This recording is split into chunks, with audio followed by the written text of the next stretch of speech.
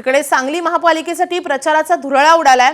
सांगली महापालिकेमध्ये स्वबळावर उतरलेल्या शिवसेनेनं 65 जागांवर उमेदवार उभे केलेत। आज दुपारी पर्यटन मंत्री शंभूराज देसाई यांच्या हस्ते गणपती मंदिरात नारळ फोडून एकनाथ शिंदेंच्या शिवसेनेच्या पॅनलचा प्रचार शुभारंभ करण्यात येईल। तर सांगली महापालिकेमध्ये कोण बाजी मारणार हे पाहावं लागेल।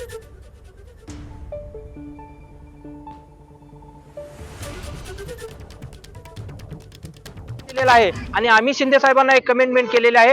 या प्रभागाच्या विकासासाठी आम्ही सातत्याने 24 तास सर्वसामान्यांच्या कामात मदत करू।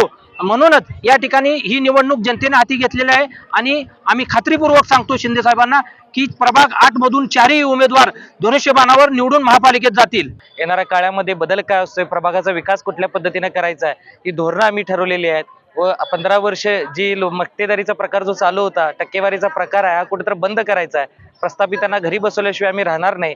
आज आम्ही जी मूठ बांधलेली आहे हे लोकांच्या सहकार्याने आम्ही या ठिकाणी उभारलेलो आहे। त्यामुळं एक या ठिकाणी सांगायला एक बरं वाटेल की सगळ्यांचा लोकप्रतिसाद बघता येणाऱ्या काळात हा विजय आपला असेल व प्रभागाचा विकास झाल्याशिवाय आम्ही गप्प बसणार नाही। एबीपी माझा, उघडा डोळे बघा नीट।